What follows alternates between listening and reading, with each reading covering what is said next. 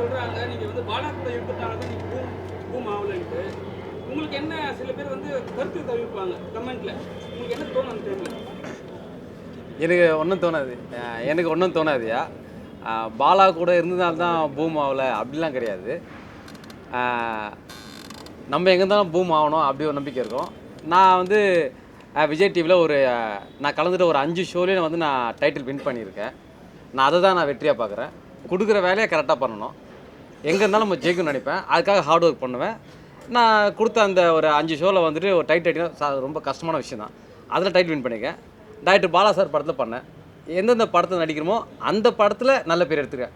ஏன் அமுதன் இப்படி பண்ணிட்டாரு, நல்லா பண்ணலையே அப்படின்னு இல்லை, நல்லா பண்ணிக்கேன். அதே நேரத்தில் வந்து Mottarajan sir, MGR sir, Goundamani sir எல்லாமே ஒரு ஏஜுக்கு அப்புறம் தான் வந்து நிறைய ஹிட்லாம் கொடுத்துருக்காங்க. அந்தமாரி நம்பிக்கையாக இருக்கேன். எப்போனா நான் வந்து ஜெயிப்பேன். அதுக்காக வந்து என் பாடி கண்டிஷன் மட்டும் நான் கரெக்டாக வச்சுப்பேன். ஆமாம், ஒரு 2 படத்துக்கு வந்திருக்கு. அதுக்காக தான் கொஞ்சம் ஒர்க் அவுட்லாம் பண்ணிகிட்ருக்கோம். ஒரு நல்ல ஒரு கதை தான் யாரு. விஜய் டிவியில் வந்து நீங்கள் வந்து Vijay sir Ajith sir voice நல்லா பேசுவீங்க. ஆனால் இப்போ பார்த்தீங்கன்னா சோசியல் மீடியா வந்து அஜித் சார் படத்துக்கு வந்து விஜய் சாரோட தொண்டர் போயிட்டு கொடி காட்டுறாங்க, அப்போ போட்டு அடித்தாங்க. ஸோ அதெல்லாம் பார்க்கும்போது நீங்களாம் வந்து ஒரு ரசிகராக இருந்தீங்க, என்ன சொல்ல தோணுது அவங்களுக்கு? அது என்னென்னா வந்து அதை அடித்த அந்த 2 பேர் இருக்காங்களையா, அது 2 பேருமே தான் நம்ம தப்பு சொல்ல முடியும் தவிர அதை பார்த்துங்க எல்லாருமே சொல்ல முடியாது. எல்லாமே யாராவது ஒரு 2 பேர் பண்ணுவாங்க. மற்றபடி அவங்க ரசிகர்கள் அவருக்கு பிடிக்கும், இந்த ரசிகருக்கு வந்து இவங்கள பிடிக்கும், அவ்வளோதான் தவிர அதை போய் விமர்சனமே பண்ண முடியாது. ஜனநாயகம் படம் வரலன்னு வருத்தமாக இருக்கா இல்லையா? ரொம்ப வருத்தமாகுதுயா. ஏன்னா இப்போ வந்து ஓகே, கோர்ட்டு சொல்லியிருக்காங்க முடியாதுன்ட்டு. ஆனால் நீங்கள் ஒரு ரசிகராக வந்து எல்லாரும் வந்து கோர்ட்டு மேலே ஒரு குறை சொல்கிறாங்க, அது சரியாக தவிர? கோர்ட்டு வந்து இன்றைக்கி எல்லா விஷயத்தையுமே அதே கோர்ட்டு தான் பார்க்குது. எல்லாமே கரெக்டாக பண்ணுறாங்களா இல்லையான்னு எல்லாருக்குமே தெரியும்.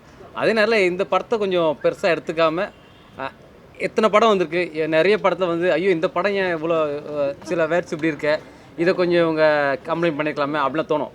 அதெல்லாம் தாண்டி யாரும் கண்டுக்க மாட்டோம். அந்த மாதிரி இந்த படத்தையும் வந்துட்டு ஓரளவுக்கு என்னென்னு பார்த்துட்டு அதை விடணும். ஏன்னா வந்து இங்கே அவ்வளோ ஃபேன் இருக்காங்க. விஜய் சார் கிடையாது, எந்த ஒரு ஆக்டராக இருந்தாலுமே ஒரு படம் பண்ண அந்த ப்ரொடியூசர்லேருந்து ஒர்க் பண்ணுங்க அவ்வளோ பேர் இருப்பாங்க. அவ்வளோ பேரும் அது ஏமாற்றம் தான் அடிவாங்க. அதனால் விஜய் சார் படம் வந்தால் நல்லாயிருக்கும். உண்மையாக கமெண்ட்ஸ்லாம் பண்ணுறவங்களுக்கு விஜய் சார் சைட்லேருந்து வாய்ஸில் எந்த பதில் இல்லை, அஜித் சார் சைட்லேருந்து எந்த பதில் வாய்ஸ்லேயே கொடுக்கும்?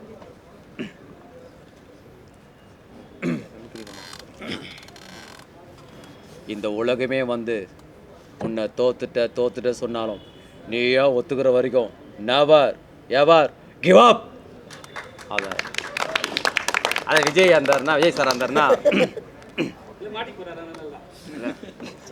ஐயா இல்லையா, நீங்களே மாட்டி விட்டுறீங்களே.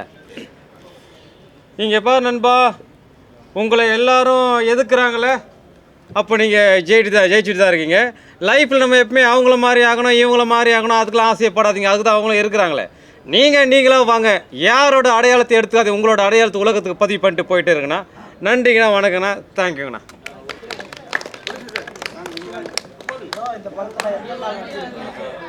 என்னங்கய்யா அவரு கேள்வி கேட்குறாரு. ஐயா சத்யராஜ்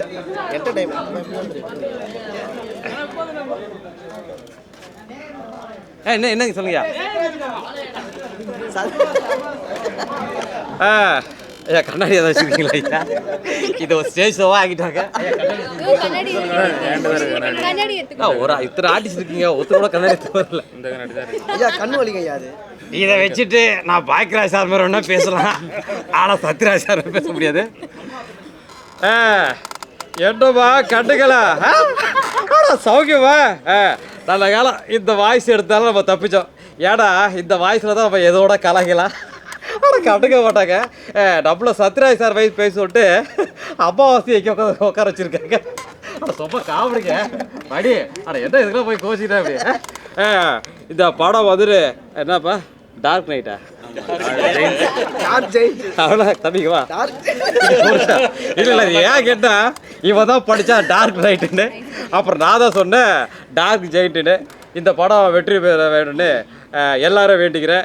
எல்லாரும் சப்போர்ட் பண்ணுங்க. நன்றி, வணக்கம். கை தட்டியே எல்லாருக்கும் நன்றிப்பா.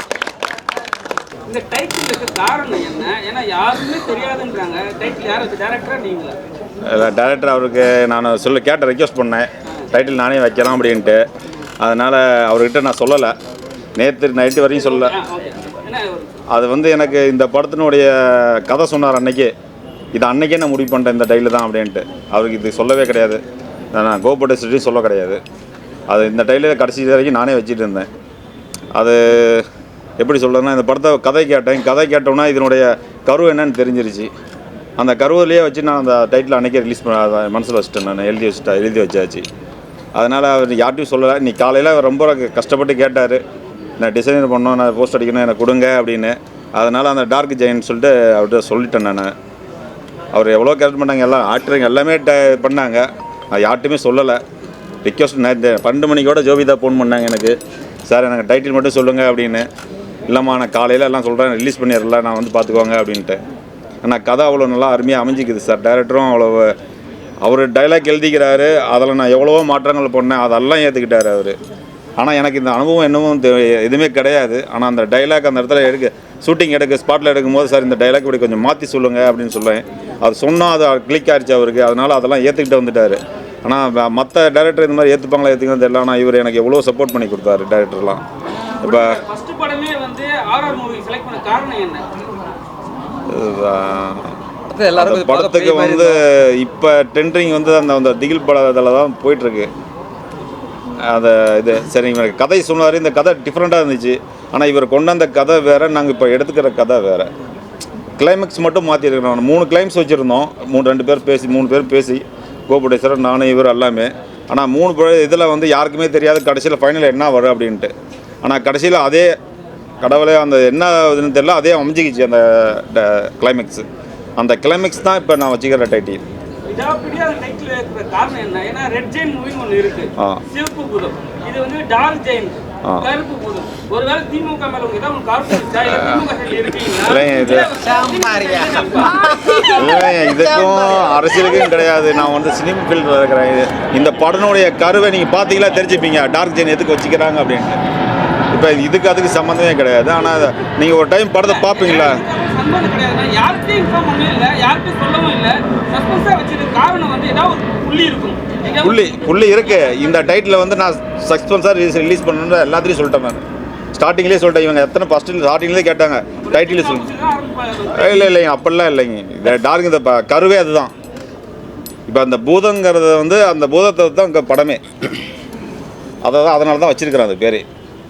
இது வேற எந்த ஒரு இதுவும் கிடையாது நமக்கு. ஐயா அவருக்கு இதுதான் ஃபர்ஸ்ட் மூவி. சரி, என்னன்னா தமிழ்நாட்டுல அவ்வளவு ஹீரோஸ் இருக்காங்க, ஏன் அத்தனை ஹீரோ விட்டு நம்ம ஃபாரின்ல போய் செலக்ட் பண்ணீங்க? தமிழ்நாட்டுல இருக்க ஹீரோ வந்து கன்வெர்ட்டா இல்லையா உங்களுக்கு? ரொம்ப வந்து ஏதாவது பணம் அதிகம் கேட்குறாங்க. அப்படிலாம் இல்லை ஐயா, அவரு கும்பகோணம் தான் ஐயா. அவர் வந்து பாலிவுட்ல நடிச்சிருக்காருல்ல, ஹாலிவுட்ல நடிச்சிருக்காருல்ல, அவரு இல்லையா? அங்க இருந்து ஏன் இங்க கொண்டு வரீங்க? இங்க நிறைய ஹீரோ இருக்காங்களே. அடுத்த இல்லை ஹீரோ அவர் வந்து ரஃபிக், அவர் வந்து படத்தில் நடிச்சிருக்கிறாரு. அவர் இல்லை, ஆக்சுவலி அவர் வந்து எங்கள் பக்கத்து ஸ்ட்ரீட். அவர் அங்கேருந்து நான் கூப்பிட்டு வரல. அவர் நானும் ஒரே ஊர் தான். அங்கேயே செட்டில் ஆகிட்டார், அவ்வளோதான். வேற ஒன்றும் இல்லை. அந்த கதைக்கு அவர் கரெக்டாக இருந்தார், ஸோ அதனால் சூஸ் பண்ணதார். இல்லை, அவருக்கு இருக்கிற டிசிப்ளின், ஒரு டைமிங் கீப்பிங் யாருக்குமே எனக்கு வந்து புதுசாக இருக்குது. அவருக்கு 8 மணினா 8 மணி கரெக்டாக வந்து உட்காந்துடுவார். ஷூட்டிங் முடிகிற வரைக்கும் அந்த அவர் ஷாட் இருக்கிற வரைக்கும் வெளியே போக மாட்டார். அந்த ஷாட் முடிஞ்ச பின்னால் ஒரு டைலாக் சொல்லிட்டோமா, கண்ணாடி மூலமாக நின்றுட்டு அவர் சொல்லிகிட்டே இருப்பார்.